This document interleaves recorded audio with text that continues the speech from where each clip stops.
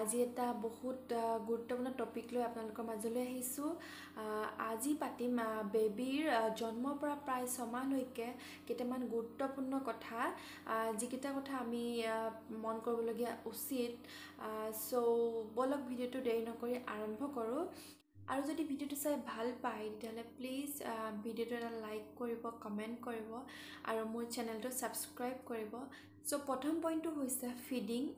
জন্মৰ পৰা প্ৰায় আধা ঘণ্টাৰ ভিতৰত আমি বেবীক যিমান সম্ভৱ সিমান ফিডিং কৰাব লাগে, এইটো ডক্টৰেও আমাক কয়। তাৰপিছত যেতিয়া আমি ঘৰলৈ আনো বা হস্পিটেলত হ'লেও প্ৰায় 2 ঘণ্টা বা 3 ঘণ্টা অন্তৰ্ধানত বেবীক ফিডিং কৰাবলৈ ট্ৰাই কৰিব লাগে, যিয়ে হওক ব্ৰেষ্ট ফিড বা ফৰ্মুলা ফিড। কাৰণ হৈছে বেবীয়ে যিহেতু বেছিকৈ ইনিচিয়েল টাইমত বেছিকৈ খাব নোৱাৰে, সিহঁতি বহুত কমকৈ খায় আৰু সিহঁতি বহুত বেছি শুই থাকে। সেইটো কাৰণে আমি বহুত কম সময়ৰ ভিতৰত আমি ফিড কৰাব যত্ন কৰিব লাগে যিমান পাৰি সম্ভৱ। আৰু যদি বেবী শুই থাকে তেতিয়াহ'লে বেবী কাণত কিলকিলাই দিব লাগে, নাইবা ভৰিত তলুৱাত কিলকিলাই দিব লাগে, নাইবা থুতৰিত অকণমান লৰাই দিব লাগে। যেনেকৈ হ'লেও আপুনি ট্ৰাই কৰিব লাগে উঠাবলৈ, যাতে আপুনি অকণমান ফিড কৰাব পাৰে। ছেকেণ্ড পইণ্টটো হৈছে বাৰ্পিং। বেবী বাৰ্পিং অৰ্থাৎ উগাৰ মাৰাটো বহুতেই বেছি দৰকাৰী। কাৰণ যেতিয়া আমি বেবীক ফিড কৰাৰ পিছতে যদি সিহঁতি শুই যায় তেতিয়াহ'লে সিহঁতৰ বহুত বেছি গেছ হোৱাৰ সম্ভাৱনা থাকে, যাৰ বাবে সিহঁতি কান্দিব, সিহঁতি অশান্তি পাই থাকিব। সেইকাৰণে গাখীৰ খোৱাৰ পিছতে আমি বেবীক যিমান পাৰি উগাৰ মৰাব চেষ্টা কৰিব লাগে। উগাৰ মৰা কেইবাটাও টেকনিক আছে। একদম আমাৰ ইজি টেকনিকটো হৈছে আমি বেবীক এনেকৈ লৈ যেতিয়া আমি পিঠিত বেবীক মোহাৰি থাকোঁ তেতিয়া সিহঁতি উগাৰ মাৰে। আৰু যদিও উগাৰ নামাৰে এটলিষ্ট আপোনাৰ 5 মিনিট মোহাৰি থাকক, যাতে সিহঁতৰ আমি যিখিনি গাখীৰ খুৱাওঁ সেইখিনি হজম হৈ যায়। সেইটো এটা টেকনিক। আৰু যদি বেবী নুশুৱে, বেবীক এনেদৰে লৈ বেবীক মূৰটো এনেকৈ থৈ পিঠিত যদি আমি এনেকৈ মোহাৰোঁ, তেনেকৈও সিহঁতৰ গেছ বাহিৰ হয়। কিন্তু সেইটোতকৈ এইটো বেছি কমফৰ্ট বুলি মই ভাবোঁ, বিকজ মই মোৰ বেবীৰ ক্ষেত্ৰত মই এনেকৈ উগাৰ মৰাইছিলোঁ। কাৰণ বেবী গেছ হোৱা মেইন কাৰণটো হৈছে যেতিয়া আমি ফিড কৰাওঁ তেতিয়া সিহঁতি বহুত এয়াৰ লয়, যাৰ বাবে সিহঁতৰ গাখীৰৰ লগতে বহুতখিনি এয়াৰ সোমাই যায়, যাৰ বাবে সিহঁতৰ ব্লটিং হয়। সেইটো কাৰণে আমি বাৰ্পিং কৰাবই লাগে। তেতিয়া সিহঁতৰ কি হয়, তেতিয়া সিহঁতি উগাৰটো মাৰি দিয়ে আৰু গাখীৰটো হজম হৈ যায় আৰু সিহঁতি আৰামছে শুব পাৰে আৰু সিহঁতি তেতিয়া আমনি নকৰে। সেইটো কাৰণে বাৰ্পিং কৰাটো আমাৰ বহুতেই বেছি ইম্পৰ্টেণ্ট। উগাৰ মৰাটো আপোনালোকে কেতিয়াও মিছ নকৰিব, সদায় গাখীৰ খোৱাৰ পিছত। থাৰ্ড পইণ্টটো হৈছে এইটো বহুত বেছি ইম্পৰ্টেণ্ট। যেতিয়া আমি বেবীক ল'ব যাওঁ, মাক দেউতাক পৰিয়াল যোনেই নহওক, সদায় বেবীক লোৱাৰ আগত হাত দুখন ভালদৰে হেণ্ড ৱাছ কৰি ল'ব লাগে, যাতে বেবীৰ গালৈ ইনফেকশ্যন নাযায়। আমি যদিও ধৰি লওক একো বেয়া বস্তু নুচুওঁ বা যি নকৰোঁ, তথাপিও আমাৰ ঘপকনে আমি হাত দুখনে যি টি বস্তু চুব পাৰোঁ, তো যাৰ ফলত জাৰ্মছ থাকিব পাৰে। সেই জাৰ্মছখিনি যাতে বেবীৰ গালৈ নাযায় সেইকাৰণে আমি হাত দুখন ভালদৰে হেণ্ড ৱাছ কৰি ল'ব লাগে।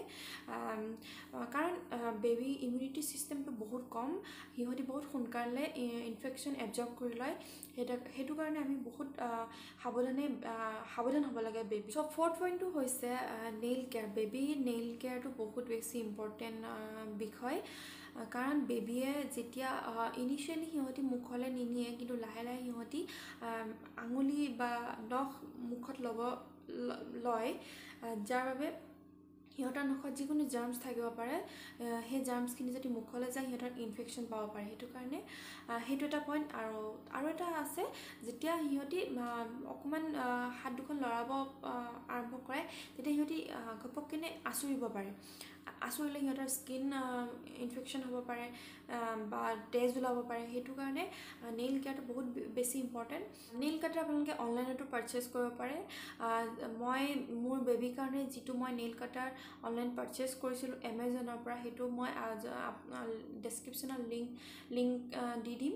যদি আপোনালোকে কিনিব বিচাৰে সেইটো কিনিব পাৰে। আৰু বহুত ধৰণৰ নেইল কাটাৰ আছে, ছেট আছে, আপোনালোকে পাৰচেছ কৰিব পাৰে।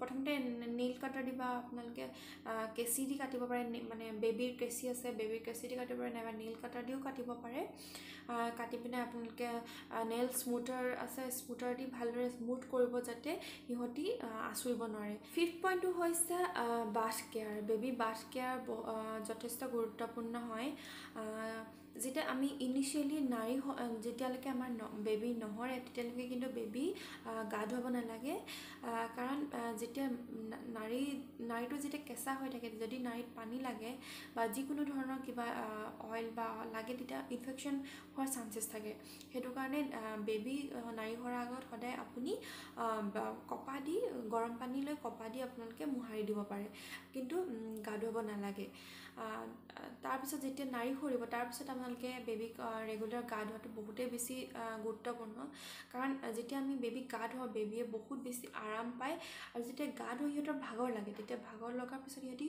যেতিয়া আমি বেবীক গা ধোৱাৰ আগতে বেবীক যিখিনি ড্ৰেছ আমি যিটো পিন্ধাম বেবী লোচন যিখিনি আমি লগাম বা ধৰি লওক যিখিনি আমাৰ কাপোৰ বা ডাইপাৰ চাইপাৰ যিখিনি লাগে সেইখিনি বস্তু আমাক আগতে ৰেডি কৰিব লাগে যাতে বেবীক গা ধোৱাৰ পিছত সেইখিনি কাপোৰ পিন্ধাব পাৰোঁ যদি আমি এইটো নকৰোঁ তেতিয়া বেবী সোনকালে বেবী গাত ঠাণ্ডা লাগি যাব পাৰে ঠাণ্ডা ফলত বেবীৰ চৰ্দি কাহ হ'ব পাৰে সেইটো কাৰণে আমি এইখিনি বস্তু আমি আগতীয়াকৈ ৰেডি কৰি বেবীক গা ধুৱাব লাগে 6th পইণ্টটো হৈছে মাছাজ কৰাটো বহুতেই বেছি ইম্পৰ্টেণ্ট মই মোৰ বেবীৰ ক্ষেত্ৰত আমি দিনে দুবাৰকৈ মাছাজ দিয়াৰ চেষ্টা কৰিছিলোঁ যেতিয়া আমি গা ধোৱা আধা ঘণ্টাৰ আগত সদায় বেবীক মাছাজ কৰিব লাগে ইয়াৰ বহুত কেইটা উপকাৰিতা আছে প্ৰথমতে সিহঁতৰ ব্লাড চাৰ্কুলেশ্যনটো ভাল হয় তাৰপিছত সিহঁতৰ স্কিনটো বহুত স্মুথ হয় আৰু যেতিয়া আমি মাছাজ দিওঁ তেতিয়া আমি যেতিয়া বেবীক লওঁ তেতিয়া বহুত গা চা বিষ হয় মাছাজটো দিলে বেবী গা বিষটো নাইকিয়া হয় আৰু সিহঁতৰ টোপনিও ভাল হয় কিছুমান বেবী কি হয় টোপনি বহুত কম যায় সেই ক্ষেত্ৰত যদি মাছাজ কৰিব লাগে ভালদৰে গা ধুৱাব লাগে তেতিয়া কি হয় বেবী ভালদৰে টোপনি যায় আৰু খোৱা বোৱাও ভালদৰে গাখীৰো খায় চ' মাছাজটো বহুত বেছি ইম্পৰ্টেণ্ট চ' 7th পইণ্টটো হৈছে ডাইপাৰ চেঞ্জটো এটা ইম্পৰ্টেণ্ট বিষয় হয় কাৰণ ইনিচিয়েলি আপ টু 6 months বেবীয়ে যিহেতু অকল ব্ৰেষ্ট ফিড বা ফৰ্মুলা ফিড কৰে সিহঁতি লিকুইড লৈ থাকে মানে লিকুইড খায় সেইকাৰণে বেবীয়ে বহুত বেছি পেচাব কৰিব পাৰে কাৰণ সিহঁতৰ লেট্ৰিনটোতকৈ সিহঁতৰ পেচাবটো বেছি হয় লেট্ৰিনো হয় যথেষ্ট কিন্তু পেচাবটো বেছি হয় যাৰ কাৰণে সিহঁতৰ সোনকালে ডাইপাৰটো ৱেট হৈ যায় সেইটো কাৰণে তেতিয়া সিহঁতৰ টোপনি ভাঙিব পাৰে অশান্তি হ'ব পাৰে স্কিনত ৰেচেছ হ'ব পাৰে সেইটো কাৰণে ডাইপাৰ 3 ঘণ্টাৰ পৰা 4 ঘণ্টাৰ ভিতৰত চেঞ্জ কৰিবলৈ চেষ্টা কৰিব যাতে বেবীয়ে অশান্তি নাপায় আৰু যেতিয়া আমি বেবীৰ ডাইপাৰ চেঞ্জ কৰোঁ তেতিয়া কোকোনাট অইল বা ডাইপাৰ ৰেচেছ ক্ৰীম ডাইপাৰ এৰিয়াত লগাব যাতে ৰেচেছ হোৱা চান্সেছ কম থাকে তাৰপিছত আমি বহুতে আমাক ফেমিলি মেম্বাৰ হওক যোনে হওক বহুতে ৰিকমেণ্ড কৰে যে নাৰী সৰিছে নাই যদি নাই সৰা নাৰীত অলপ মিঠাতেল লগাব কয় আৰু নাইবা কোকোনাট অইল লগাব কয় কিন্তু এইটো একদমেই নকৰিব ডক্টৰেও ৰিকমেণ্ড নকৰে বিকজ যেতিয়া নাৰী নহৰে কিন্তু নাৰী কেঁচা হৈ থাকে তেতিয়া নাৰীত যিকোনো অইল লগালে ইনফেকশ্যন পাব পাৰে বা যিকোনো জাৰ্মছ আনিব পাৰে বিকজ যিকোনো বস্তুৱে বেবী ইনিচিয়েল যেতিয়া জন্ম হৈ অহাৰ পিছতে সিহঁতি বহুত চেঞ্চিটিভ হৈ থাকে সেইকাৰণে নাৰী সৰাৰ আগত কেতিয়াও যিকোনো একোৱে নলগাব অইল একোৱে নলগাব সিহঁতক তেনেকৈ থাকিব দিব যেতিয়া নিজে সৰি যাব তাৰপিছত অইল লগাব কোনটো হৈছে বেবীৰ ক্ষেত্ৰত সদায় মাইল্ড প্ৰডাক্ট ইউজ কৰিব কাৰণ বেবীয়ে বেছি ফ্ৰেগ্ৰেঞ্চ থকা প্ৰডাক্ট ক্ৰীম বা লোচন ভাল নাপায় সিহঁতে বহুত অশান্তি পায় বা সেইটোৱে আমাৰ বেবীৰ স্কিন ৰেচেছো হ'ব পাৰে সেইটো কাৰণে যিকোনো লোচন বা ক্ৰীম লগা আগতে চাই ল'ব এইটো মাইল্ড হয় নে নহয় মাইল্ড মানে ধৰি লওক একদম পাতল গোন্ধ বেছি তাত পেৰাবিন ফ্ৰী মানে যিবিলাক কেমিকেলছ আছে কেমিকেলছ ফ্ৰী লগাব চেষ্টা কৰিব আৰু আমিও যি স্প্ৰে লগাওঁ বা ধৰি লওক ক্ৰীম লগাওঁ যাতে গোন্ধটো অলপ মাইল্ড হয় কাৰণ সেই গোন্ধটোৱে সিহঁতক অশান্তি দিব পাৰে আৰু যেতিয়া আমি ঘৰত ৰাতিপুৱা গধূলি আমি ধূপ লগাওঁ সেই ধূপৰ গোন্ধটো যাতে মাইল্ড হয় সেইটোত আপোনালোকে মন কৰিব কাৰণ সেইটো গোন্ধটোৱে বেবীয়ে বহুত অশান্তি পাব পাৰে চ' ভিডিঅ'টো ইমানখিনিয়ে আছিলে এইখিনি প্ৰায় মোৰ অভিজ্ঞতাৰ পৰাই কৈছোঁ কাৰণ মোৰ নিজৰ বেবীৰ ক্ষেত্ৰত মই গোটেইখিনি